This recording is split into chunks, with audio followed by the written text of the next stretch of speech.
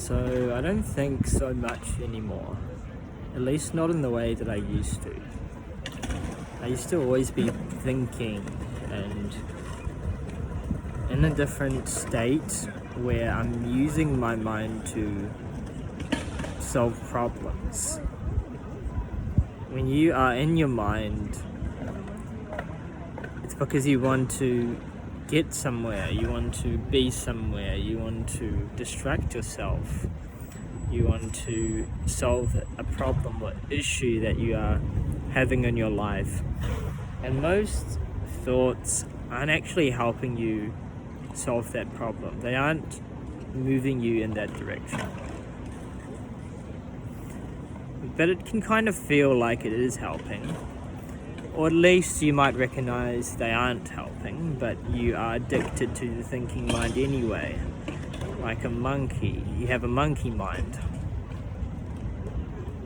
So while I was sitting in this park today, I just thought that I don't really think that much anymore. At least not in the way that I used to. My mind isn't always occupied.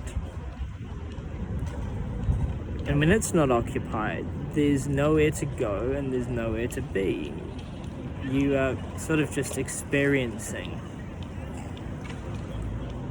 And I think a confusion that I used to have is the question of how can you operate if you aren't always stuck in your head.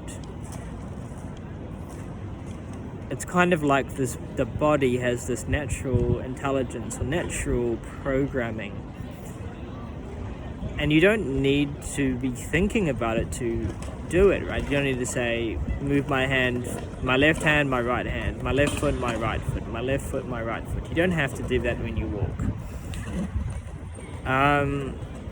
In the same way, we don't really have to constantly be narrating all of our actions in our lives. It's not really helpful and often takes away from the experience itself. Now, just because I'm more present, I feel like it doesn't mean that I'm now superhuman.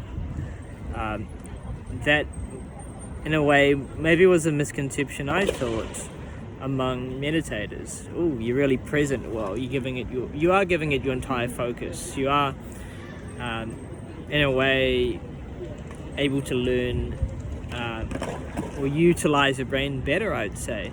But I don't think it makes you some super genius. In fact, there's many, really intelligent people that I do know that don't meditate at all. So there's that sort of idea in it as well. But ultimately I was thinking about, okay, so my body moves on its own, the talking happens, the walking happens. I don't have to say left hand, right hand, right hand. It's just kind of happening on its own, spontaneously appearing, arising. Then I can notice that it's rising in consciousness or in or on consciousness. It's appearing, it's happening. And then there's the thought, well, how is any of that happening? Because I used to think it was because there was a me thinking about it, right? You think, oh, I'm the me, the thinker. I'm the one that's like making it all happen. But then when you're not really thinking so much and stuff's just happening, you're like, how is that happening? How is it appearing? I don't really know. And I think that's the answer, right? It's like you can't really know. It's sort of a fabricated sense of like, this is me and I'm doing something. It's fabricated. And I think we fabricate everything to maybe even hide away from that uncomfortable truth that we don't know. And because we don't know, not knowing is or can be very scary, right? Because when you don't know something, it's like, ooh, that threatens me, my security, my safety as an individual, as a person. And if I lose that, well, not good. That's sort of how we are programmed. Nothing wrong with that, but that's just sort of the observation.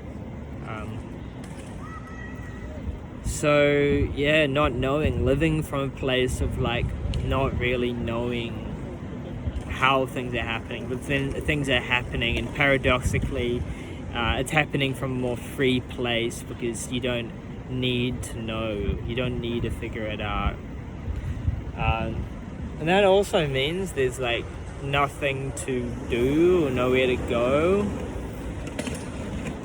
but at the same time you're still walking through life. I'm still going through life, and I'm like sitting in the park, and then I'm recording a video and stuff's happening around me, and I'm still like doing things, but I'm not like trying to do things.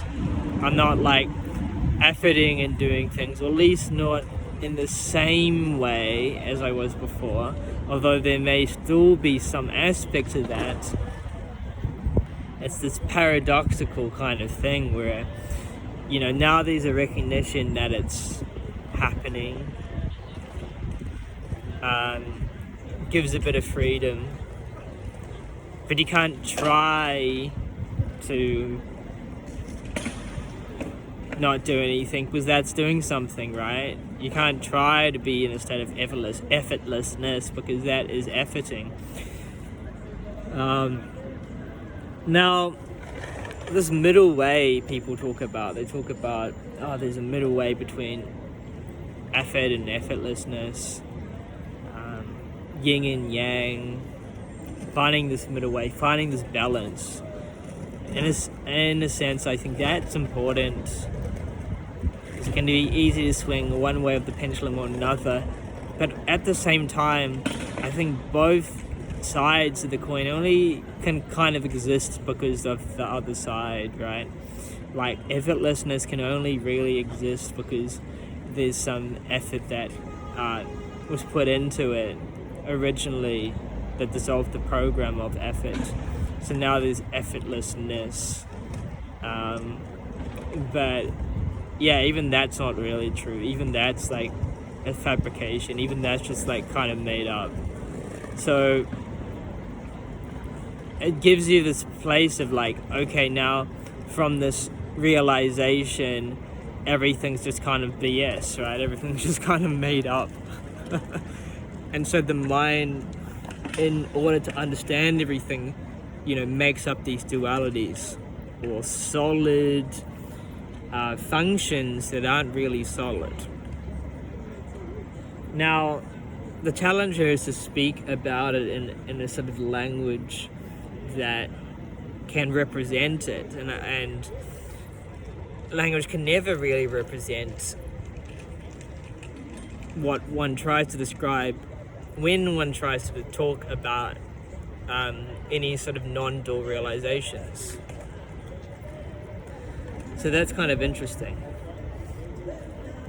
But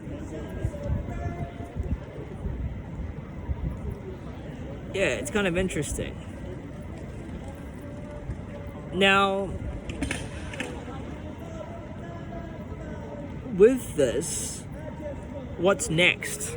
Because I'm wondering what's next.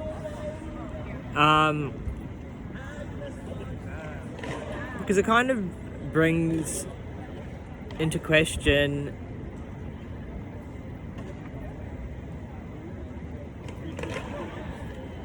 you know, what is next? I don't really know how to describe it.